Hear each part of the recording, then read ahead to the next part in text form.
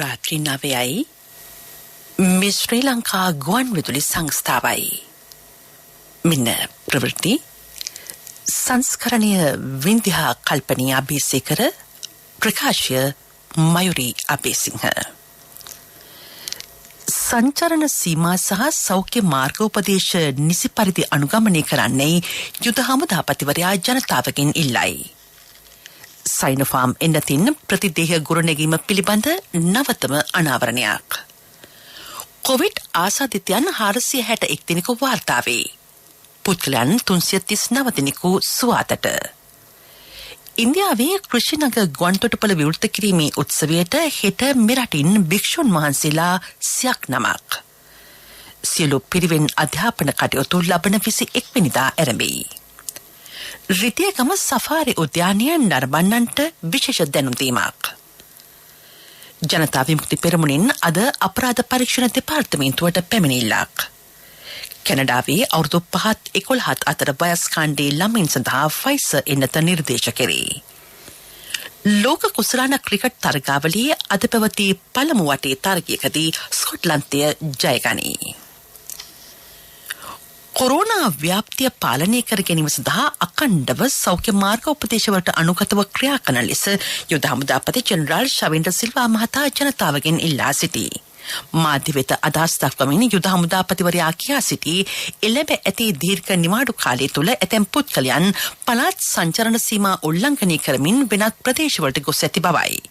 නිරෝධායන නීති කඩ කරන්නන් සොයා දීපව් ව්‍යාප්තව විශේෂ මෙහෙයුම් ක්‍රියාත්මක වේ.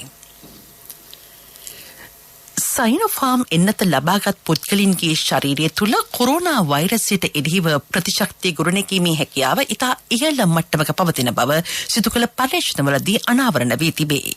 ශ්‍රී ජයවර්ධනපුර විශ්වවිද්‍යාලයේ ආචාර්ය වෛද්‍ය චන්දිම ජීවන්තර මහතා ප්‍රකාශ කළේ සයිනෝෆාම් දෙවන මාත්‍රාව ලබාගෙන සති 12කට පසුවද කොරෝනා වෛරසයට එරෙහිව අඛණ්ඩව ප්‍රතිදේහ ගොඩනගන බවයි. නමුත් වයස අවුරුදු 60ට වැඩි පුද්ගලයන්ගේ ශරීර තුළ ප්‍රතිදේහ ගොඩනැගීම ඉතා අඩු අගයක් පෙන්නුම් කරයි. කොවිඩ් ආසාදිතයන් 461 දෙනෙක් අද හඳුනා ගැනිති. වාර්තා වන කොවිඩ් මරණ ගණන 18කි. ඒ අනුව මේ දක්වා සිදු ඇති සමස්ත කොවිඩ් මරණ සංඛ්‍යාව 13525 දක්වා ඉහළ ගොස් ඇත. පුද්ගලයන් 339 දෙනෙකු සුවය ලබා ඇති බව ජාතික වසංගත රෝග විද්‍යා ඒකකය නිවේදනය කරයි. ඉන්දියාවේ කෘෂිනග ජාත්‍යන්තර ගුවන්තොටුපළ විවෘත කිරීමේ උත්සවය හෙට පැවැත්වේ. ශ්‍රී ලාංකික භික්ෂුන් වහන්සේලා 100ක් නමක් රැගත් ඒ කොටපස් වන මංගල ගුවන් යානය හෙට පෙරවරු 5:30ට මෙරටින් ගමන් ආරම්භයි. එය පෙරවරු 9ට කෘෂිනග ජාත්‍යන්තර ගුවන්තොටුපළට ළඟා වීමට නියමිතය. එම උත්සවය අග්‍රාමාත්‍ය නරේන්ද්‍ර මෝදි මහතාගේ ප්‍රධානත්වයෙන් සිදු කෙරේ. ඉතිහාසයේ සිට පැවතෙන ඉන්දෝ ශ්‍රී ලංකා ද්විපාර්ශ්වික සබඳතාව තවදුරටත් ශක්තිමත් කිරීම මෙහි අරමුණයි. මේ සඳහා අමාත්‍ය නාමල් රාජපක්ෂ මහතාද සහභාගී වීමට නියමිතය. නරේන්ද්‍ර මෝදි මහතා අග්‍රාමාත්‍ය මහින්ද රාජපක්ෂ මහතාගෙන් කළ ඉල්ලීමකට අනුව මේ සඳහා භික්ෂුන් වහන්සේ 100ක් නමක් වැඩමවීම සිදු කෙරේ. මෙම නව ජාත්‍යන්තර ගුවන්තොටුපළ විවෘත කිරීමත් සමග ලෝපුරා සිටින බෞද්ධ බැතිමතුන්ට මෙන්ම සංචාරකයින්ට අපහසුතාවයකින් තොරව ඉන්දියාවේ පිහිටි බෞද්ධ සිද්ධස්ථාන වන්දනා කළ හැකිය. මෙමගින් බැතිමතුන්ට වැඩිපුර වැය වන පැය 72ක කාලය ඉතිරි වේ. ඉන්දියාවේ උතුරු ප්‍රදේශයේ පිහිටා ඇති ලුම්බිනි, බුද්ධගයාව, සාරනාත් සහ කෘෂිනග යන වැදගත් බෞද්ධ සිද්ධස්ථාන වැඳපුදා ගැනීමේ අවස්ථාව හිමි වේ. දීප ව්‍යාප්ත සියලු පිරිවෙන් අධ්‍යාපන ආයතනවල අධ්‍යයන කටයුතු මෙම මාස 21 වෙනිදා ආරම්භයි. පසුගිය 14 වෙනිදා පිරිවෙන් කිහිපයක අධ්‍යයන කටයුතු ආරම්භ කර තිබුණි. එම පිරිවෙන් සඳහා ගුරු සිසු දෙපාර්ශ්වයම සහභාගී වූ බව වාර්තා වේ. මෙරට පවතින පිරිවෙන් බොහෝමයක් සිසුන් 200ට අඩු අධ්‍යාපන ආයතනයයි. මෙවන විට සියලු පිරිවෙන් විෂ බීජ හරණයට ලක් කර තිබේ. පසුගිය සමයේ ඒවායෙහි අධ්‍යාපන කටයුතු මාර්ගගතව ඉතා සාර්ථකව පැවැත්වූ බව රාජ්‍ය අමාත්‍ය විජිත බේරගොඩ මහතා ජාතික ගුවන්විදුලියට පැවසිය. ඔක්තෝබර් 14 වෙනිදා සියලුම පිරිවෙන් විවෘත කරන්න කටයුතු කළා. සියලුම පිරිවෙන් පරිවනාචාර්යවරු ගුරුවරු 14 වෙනිදා පිරිවෙන් වලට වාර්තා කරා. ඒකට සමහර පිරිවෙන් වල අධ්‍යයන කටයුතු යම් ප්‍රමාණ වලින් කරගෙන ගියා. ඒ 21 වෙනකොට සෑම පිරිවෙනක්ම අපි ආරම්භ කරනවා. පිරිවෙන් වැඩි ප්‍රමාණයක් තියෙන්නේ 200ට වඩා අඩු ශිෂ්‍ය භික්ෂුන් වහන්සේලා ඉන්න පිරිවෙන් තියෙන්නේ. 21 වෙනකොට මේ සියලුම පිරිවෙන් ටික ආරම්භ කරනවා. සෞඛ්‍ය මාර්ගෝපදේශ වලට කඩ බීලා විෂ බීජ හරණය කරලා සියල්ල මේ වෙනකොට කටයුතු කරලා ඉවරයි. ඒ වගේම සමහර පිරිවෙන් වල අධ්‍යයන කටයුතු පටන් ගත්තා. අපි විශ්වාස කරනවා ඉතා ඉක්මනින්ම අතපසු වන පාඩම් ටික සියල්ල සම්පූර්ණ කරලා ඒ අදාළ විභාගවලට පෙනී සිටින ශිෂ්‍ය භික්ෂුන් වහන්සේලාට වගේම පිරිවෙන් දී ශිෂ්‍යයන්ට අවකාශය ලබා දෙන්න කටයුතු කරනවා. පහුගිය කාලේ මාර්ගගත ක්‍රමයක් සාර්ථකව පවත්වන්නට අපිට හැකියාව ලැබුණා. මෙරට දහම් පාසල් නැවත ආරම්භ කිරීම කෙරෙහිද රජයේ අවධානය යොමු ඇත. ඒ පිළිබඳව බුද්ධ ශාසන අමාත්‍යාංශය ශාසනාරක්ෂක බල මණ්ඩලය ඇතුළු පාර්ශ්ව රැසක් සමග සාකච්ඡා කරමින් පවතී. රිතියගම සෆාරි උද්‍යානයේ නැරඹීමට පැමිණෙන පුද්ගලයන් ඒ සඳහා කලින් වේලාවන් වෙන් කර ගැනීම අනිවාර්ය වේ. දුරකථන අංක 047 36 20 410 ඇමතීමෙන් හෝ 07 69 88 788ට WhatsApp පණිවිඩයක් ලබා දීමින් ඒ පිළිබඳ වැඩිදුර තොරතුරු ලබා ගත හැකිය. සෞඛ්‍ය මාර්ග උපදේශවලට අනුකූලව සෆාරි උද්‍යානය වෙත පැමිණෙන නරඹන්නන් ප්‍රමාණය සීමා කිරීමට තීරණය කර ඇත. වත්මන් රජය යටතේ ජාතීන් අතර සාමය හා සමගිය තහවුරු කර ඇත. එම සහෝදරත්වය බිඳ දැමීමට කිසිදු පාර්ශ්වයකට ඉඩ ලබා නොදෙන බව අධිකරණ අමාත්‍ය අලි සබ්රි මහතා ප්‍රකාශ කරයි. ඔහු මෙම අදහස් පළ කළේ නබි නායකතුමාගේ ජන්මදිනය වෙනුවෙන් පැවති උත්සවයකට අද එක්වෙමිනි. බහු ජාතීන් විසින බහු සංස්කෘතින් පවතින සාමකාමී රටක් ලෙස ශ්‍රී ලංකාව ජාත්‍යන්තරය තුළ කීර්තියක් අත්කරගෙන ඇති බව හෙතෙම වැඩිදුරටත් පැවසිය. නබි නායකතුමාණන් ඉපදිච්ච පරිසරය තුළ සාමය සමගිය කිසි දෙයක් නැහැ. අනිකරම තිබුණේ තිරිසන් සමාජය. ගෑනු දරුවෙක් ඉපදුනාම තාත්තා පණ පිටින් අල්ලගෙන ගිහිල්ලා වලලා වහනවා.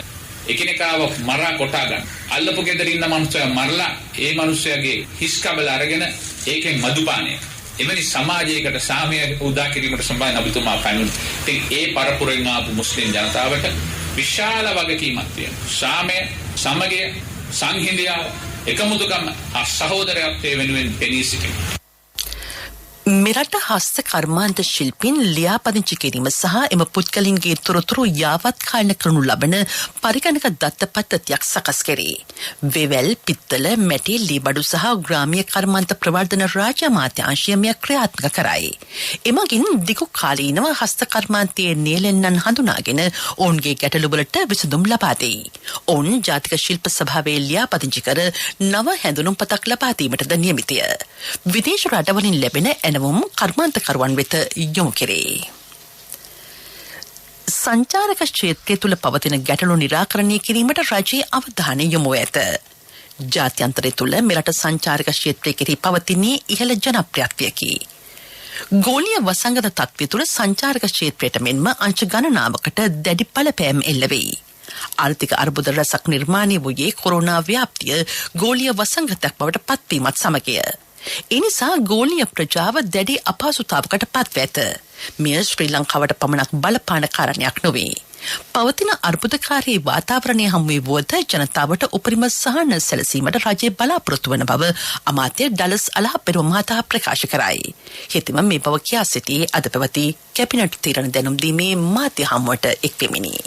මේ කොවිඩ් වසංගත තත්ත්වයේ හේතුවෙන් දැඩි පීඩාකාරී කොන්දේසිත් එක්ක තමයි හැම ආණ්ඩුවක්ම රාජ්‍ය පාලනය ගෙනියන්නේ. බරිස් ජොන්සන් මහා බ්‍රිතාන්‍යයේ අගමැතිතුමා පවා ෆුඩ් ක්‍රයිසිස් එකක් ගැන, ආහාර අර්බුදයක් ගැන, බලශක්ති අර්බුදයක් පිළිබඳව පුරෝකථනයන් කළා තිබුණා. ඇමරිකා එක්සත් ජනපදයේ ඔබ දකින්න ඇති යාචකයන්ගේ සංඛ්‍යාව ඉතිහාසයේ කවදාවත් නැතුව මිලියන ඉක්මලා ගිහිලා තිබුණා. අගෝස්තු මාසයේ අවසාන වෙනකොට ලක්ෂ 11ක් යාචකයන් ඉතිහාසයේ පළවෙනි වතාවට ලෝකෙ දියුණුම ආර්ථිකය කියලා කියන රටේ. ඒ නිසා හැම ආණ්ඩුවක් හැම රජයක්ම විශාල ආර්ථික අවපාතයකට මුහුණ දීලා ඉන්නවා. ඒතර මේක ආණ්ඩුවක් මුහුණ දෙන අර්බුදය පුරවැසියන් තේරුම් ගන්නට ඕනේ. ඒ වගේම පුරවැසියන් මුහුණ දෙන අර්බුදය පුරවැසියන් ඊටාම පීඩාකාරීව ඉන්නේ. ඊටාම පීඩාකාරී සාධක ඔස්සේ ඉන්නේ. ඒ පුරවැසියන් මුහුණ දෙන අර්බුදය ආණ්ඩුවක් තේරුම් ගන්නට ඕනේ. මෙන්න මේ දෙක සමපාත වන මොහොත තමයි අපි දෙපාර්ශ්වයට යම් කිසි ආකාරයක අස්වැසිල්ලක් ලැබෙන්නේ. ජනතා විමුක්ති පෙරමුණේ නායක අනුර කුමාර දිසානායක මහතා පිළිබඳ සමාජ මාධ්‍ය තුළ ප්‍රචාරය වූ පොතකට එරෙහිව එම පක්ෂයේ නියෝජිතයන් පිරිසක් අද අපරාධ පරීක්ෂණ දෙපාර්තමේන්තුවට පැමිණිල්ලක් ඉදිරිපත් කළේය. අනුර කුමාර දිසානායක මහතාගේ ප්‍රතිරූපය ප්‍රවර්ධනය සඳහා ප්‍රචාරක ආයතනයකට රුපියල් මිලියන 50ක් ලබා දීමට තීරණය වී ඇති බවත් ඉන් රුපියල් මිලියන 25ක් අතිකාරම් මුදලක් ලෙස ලබා දී ඇති බවත් සඳහන් කරමින් සමාජ මාධ්‍ය තුල පසුගියදා පුවතක් ප්‍රචාරය වුණි. ජනතා විමුක්ති පෙරමුණ ප්‍රකාශ කරන්නේ එය ව්‍යාජ ප්‍රවෘත්තියක් බවයි. ප්‍රමුඛ පුවත ඔබ වෙත ගෙනෙන්නේ සෑම ගෙදරකම සිටිය යුතු වෙද මහත්මයා සිද්ධාලේප. පාසල් දරුවන්ගේ අනාගතය පිළිබඳ සිතා ගුරුවරුන් අනිද්දා දිනේදී පාසල් වලට පැමිණෙනු ඇතැයි තමා විශ්වාස කරන බව අධ්‍යාපන අමාත්‍ය දිනේෂ් ගුණවර්ධන මහතා සඳහන් කරයි. අමාත්‍යවරයා මෙම අදහස් පළ කළේ කොළඹ දිස්ත්‍රික්කයේ පාසල් කිහිපයක නිරීක්ෂණ චාරිකාවකට අද එක්වෙමිනි. සිසුන් 200ට අඩු පාසල් ලබන 21 වෙනිදා විවෘත කෙරේ. එදිනට සේවයට වාර්තා කිරීමට ඇතැම් ගුරු සංගම් කැමැත්ත පළ කර තිබේ. දරුවන් දඩමීමා කරගනිමින් වර්ජනය ක්‍රියාත්මක කරන්නේ පාර්ශ්ව කිහිපයක් පමණි. පටු දේශපාලන අරමුණු වෙනුවෙන් ඔවුන් වෘත්තීය ක්‍රියාමාර්ගවලට එළඹ ඇත. කෙසේ වෙතත් ලබන 21 වෙනිදා සේවයට වාර්තා කරන බව අනත්‍යන සේවක සංගමේ ලේකම් අජිත් තිලකරත්න මහතා සඳහන් කරයි.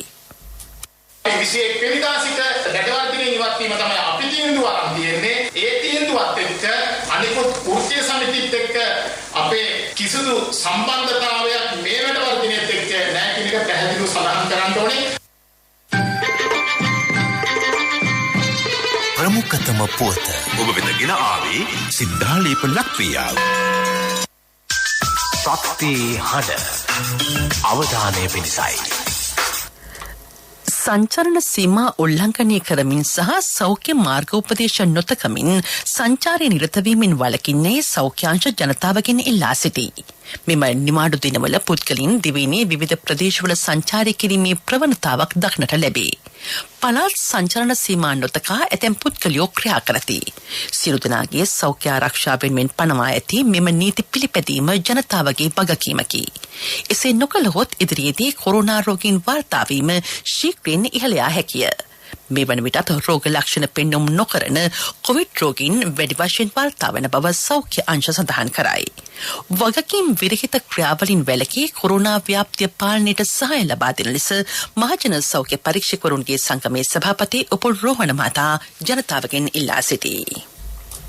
එන්නත් ලබාගත් අයවලුන් අතර රෝගය තිබුණාට රෝග ලක්ෂණ පෙන්වන්නේ නැහැ සහ අසාධ්‍ය වෙන්නේ නැහැ. ඒ නිසා ඔබ යම් හේයකින් ලංකාවේ ගමන් කිරීමේදී ඕනෑම තැනක ඔබට අසාධ්‍යකුත් නිරාවරණය වීමේ හැකියාව තියෙනවා. ඒ වගේම දැනට තියෙන නෛතිකමය තත්ත්වය අනුව කිසිදු පළාතකින් තවත් පළාතකට සංචරණය කිරීම සඳහා අවසර නැහැ. ඒ වගේම එලිමහන් සාද පැවැත්වීම සඳහා කිසිසේත් අවසර නැහැ. ඒ නිසා ඔබ දැනට පවතින සෞඛ්‍ය උපදෙස් සහ නිරෝධායන නීති කඩ කරමින් යම් සංචාර ගමන් කිරීම ඒ වගේම යම් ස්ථානවල සාදවලට සහභාගී වීම නිසා ඔබගේ ජීවිත අවදානමේ හෙලීමක් වගේම පවතින නීති උල්ලංඝනය කිරීමක්. ඒ නිසා යම් හේයකින් මහජන පැමිණිල්ලක් ලැබුණොත් මහජන සෞඛ්‍ය පරීක්ෂකවරුන්ට මේ සම්බන්ධව අදාළ ක්‍රියාමාර්ග ගන්නවා නිරෝධායන ආඥා පන්ති ප්‍රකාරව. ඒ වගේම ආසාත්‍යයක් බවට පත් වුණොත් ඔබ මූලාත්ම සොයාගෙන යාමේදී සංචරණ සීමාවක් සෞඛ්‍ය උපදෙසක් කඩ කරපු නිසා විශාල පිරිසක් අවදානමකට සහ ආසාදනයට ලක් වුණා කියලා අනාවරණය වුණොත් ඊට එරෙහිව නෛතිකමය ක්‍රියාමාර්ග ගන්නත් මහජන සෞඛ්‍ය පරීක්ෂකවරු කටයුතු කරන බව අවධාරණය කරනවා.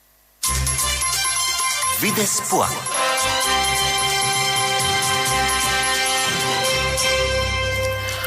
අවුරුදු 5-11 අතර වයස් කාණ්ඩේ ළමින් සඳහා ෆයිසර් එනත නිර්දේශ කළ බව කැනේඩියානු සෞඛ්‍යාංශ සඳහන් කරයි.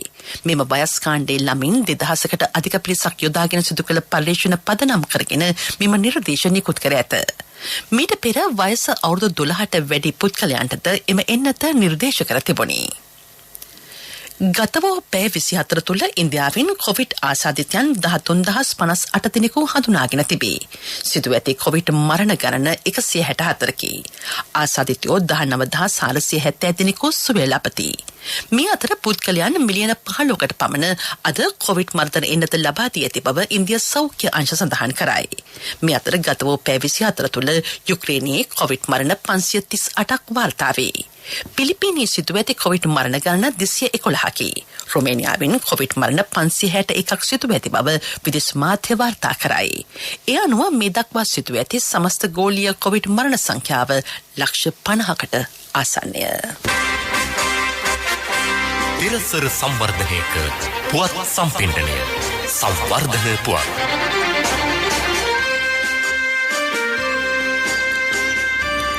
වානි සෞභාග්‍ය ග්‍රාම්‍ය වැව් අමුණු ප්‍රතිසංස්කරණ ව්‍යාපෘති යටතේ පොළොන්නරුව දිස්ත්‍රික්කයේ කුඩා හා මධ්‍ය පරිමාණ වැව් 450ක් සංවර්ධනය කෙරේ. සියඹලා ගස් වැව ප්‍රතිසංස්කරණය කිරීම සඳහා වැය කර ඇති මුදල රුපියල් ලක්ෂ 35කි. ගොවි පවුල් 400ක් පමණ කන්න දෙකම බගා කිරීම සඳහා මෙම වැවෙන් ජලය ලබා ගනී. මාස 4ක් වැනි කෙටි කාලයක් තුළ එහි ප්‍රතිසංස්කරණ කටයුතු නිම කර තිබේ. ක්‍රීඩා පුවත්. ලෝක කුසලාන ක්‍රිකට් තරගාවලියේ අද පැවති ප්‍රථම වටේ තරගයකදී පැපුවා නිව්ගිනියාව පරදවා ස්කොට්ලන්ත කණ්ඩායම ලකුණු 17ක ජයක් වාර්තා කළේය. ස්කොට්ලන්ත කණ්ඩායම නියමිත පන්දු වාර 20 තුලදී කඩලු 9කට ලකුණු 165ක් රැස් කළේය. රිචි බෙරින්ටන් ලකුණු 70ක් රැස් කළේය. ඔහුගේ ඉනිමට 4 පාර 6ක් සහ 6 පාර 3ක් ඇතුළත් විය. පන්දු යැවීමේදී කබු මොරේ කඩලු 4ක් පිදහෙළිය. පැපුවා නිව්ගිනියා කණ්ඩායමට ඕවර 19යි පන්දු 3කදී ලබාගත හැකි වූයේ ලකුණු 148ක් පමණි. පන්දු යැවීමේදී ජෝස් දේවී කඩලු 4ක් පිදහෙළිය. මෙම ජයග්‍රහණයන් සමග බී කොටසේ ලකුණු සටහනේ පෙරමුණ ගැනීමට ස්කොට්ලන්තය සමත්ව සිටී. එම කණ්ඩායම මුහුණ දුන් තරග දෙකම ජයගත් අතර ලකුණු 4ක් හිමිව තිබේ. ව්‍යාපාරික පුවත් ඔබ වෙත ගෙන එන්නේ NSB සල්ලි එහෙන් තෑගි මෙහෙන් ස්වර්ණ ජයන්ති වාසනා ජයග්‍රාහකයා ඔබද. පැලවත්ත කිරි සමාගමේ නිෂ්පාදන ධාරිතාව ඉහළ නංවයි. එම සමාගම 2006 වසරේ සිට මෙරට ආර්ථිකයට රුපියල් බිලියන 50කට අධික විදේශ විනිමය ඉතිරි කර ඇත. ආනයන සීමා පැනවීමත් සමග රට තුළ උද්ගත වෙති කිරි ආහාර හා නිෂ්පාදන සොයා ගැනීමේ අසිරුතාව සම්බන්ධයෙන් පැලවත්ත සමාගම විශේෂ අවධානයක් යොමු කර ඇත. මෙම නව වැඩපිළිවෙල යටතේ කිරි නිෂ්පාදනවල ගුණාත්මක භාවය සහ ගවයින්ගේ සෞඛ්‍ය තත්ත්වය යහපත්ව පවත්වා ගැනීමද සිදු කෙරේ. ව්‍යාපාරික පුවත් ඔබ වෙත ගෙන ආවේ NSB සල්ලි එහෙන් තෑගි මෙහෙන් ස්වර්ණ ජයන්ති වාසනා ජයග්‍රාහකයා ඔබද.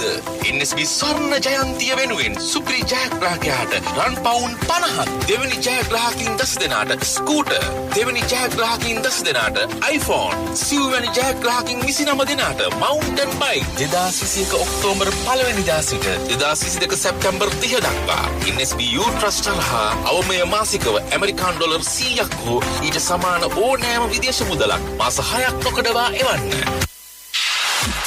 ආර්ථික පුවත් ආවරණය ඔබේ ඕනම අවශ්‍යතාවයකට සුදුසු මූල්‍ය විසඳුම් දෙන එන අය දියුණු වෙන අය එන LOLC සමූහය එන්න දියුණු වෙන්න. මඩකලපුව එරාවොරු ප්‍රදේශීය අක්කර 400ක විශේෂ රෙදිපිලි නිෂ්පාදන කලාපයක් ඉදිකිරීමට රජයේ මුදල් පිළිබඳ කාර්යක ස්වභාවයේ අනුමැතිය හිමි වෙයි. ශ්‍රී ලංකා ආයෝජන මණ්ඩලය මගින් මෙය ක්‍රියාත්මක කෙරේ. උසස් ප්‍රමිතියෙන් යුත් ඇඟලුම් විදේශීය වෙළඳපොළට යැවීමට කර්මාන්තශාලා දෙකක් මේ වන විටත් සිය කැමැත්ත පළ කර තිබේ.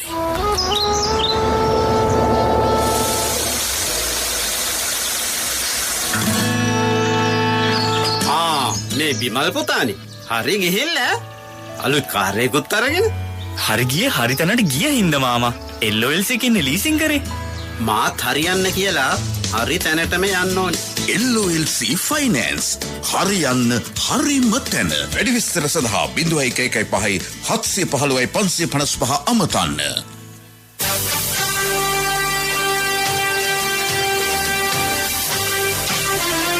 කාලගුණ වාර්තාව ඔබ වෙත ගෙන එන්නේ ඩයලොග් සහ අධ්‍යාපන අමාත්‍යාංශය එක්ව හඳුන්වා දෙන නැනස මොබයිල් ඇප් එක මගින් එක ශ්‍රේණියේ සිට අපොස උසස් පෙළ දක්වා සෙසුන්ට ඔන්ලයින් ඉගෙන ගන්න අවස්ථාවක්. විෂය නිර්දේශය තුළ ඇතුළත් සියලුම පාඩම් සිංහල, දෙමළ සහ ඉංග්‍රීසි භාෂා ත්‍රිත්වයෙන්ම වීඩියෝ පාඩම්ද සහිතයි. දැන් ඔබේ දරුවාට ඔබේ මොබයිල් එකෙන් සබ්ස්ක්‍රිප්ෂන් ගාස්තු නැතිව පහසුවෙන් ඉගෙනුම් කටයුතු වල නිරත වීමට අදම Google Play Store, App Store, Huawei Store හෝ Windows හරහා නැනස මොබයිල් ඇප් එක ඩවුන්ලෝඩ් කරගන්න. ඩයලොග් අනාගතය ආදායි.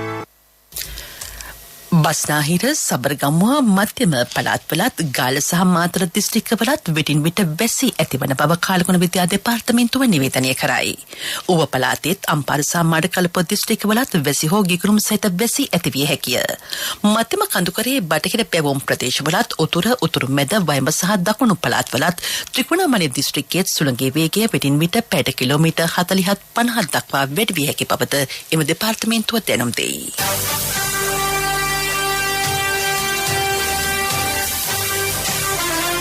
කාලගුණ වාර්තාව ඔබ වෙත ගෙන ආවේ. ඩයලොග් සහ අධ්‍යාපන අමාත්‍යාංශය එක්ව හඳුන්වා දෙන නැනස මොබයිල් ඇප් එක මගින් එක ශ්‍රේණියේ සිට අපොස උසස් පෙළ දක්වා සෙසුන්ට ඔන්ලයින් ඉගෙන ගන්න අවස්ථාවක්. විෂය නිර්දේශය තුළ ඇතුළත් සියලුම පාඩම් සිංහල, දෙමළ සහ ඉංග්‍රීසි භාෂා ත්‍රිත්වයෙන්ම වීඩියෝ පාඩම්ද සහිතයි. දැන් ඔබේ දරුවාට ඔබේ මොබයිල් එකෙන් සබ්ස්ක්‍රිප්ෂන් ගාස්තු නැතිව පහසුවෙන් ඉගෙනුම් කටයුතු වල නිරත වීමට අදම Google Play Store, App Store, Huawei Store හෝ Windows හරහා නැනස මොබයිල් ඇප් එක ඩවුන්ලෝඩ් කරගන්න. ඩයලොග් අනාගතය ආදායි. ප්‍රවෘත්ති අවසන් කිරීමට යාලි සිරස්සල.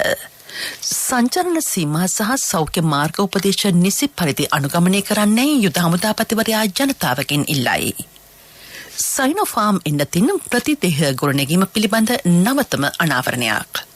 කොවිඩ් ආසාදිතයන් 461 දිනක වාර්තාවේ. පුද්ගලයන් 339 දිනක සුවාතට. ඉන්දියාවේ කෘෂිනග ගුවන්තොටුපළ විවෘත කිරීමේ උත්සවයට හෙට මෙරටින් භික්ෂුන් වහන්සේලා 100ක් නමක්. සියලු පිරිවෙන් අධ්‍යාපන කටයුතු ලබන 21 වෙනිදා ආරම්භයි.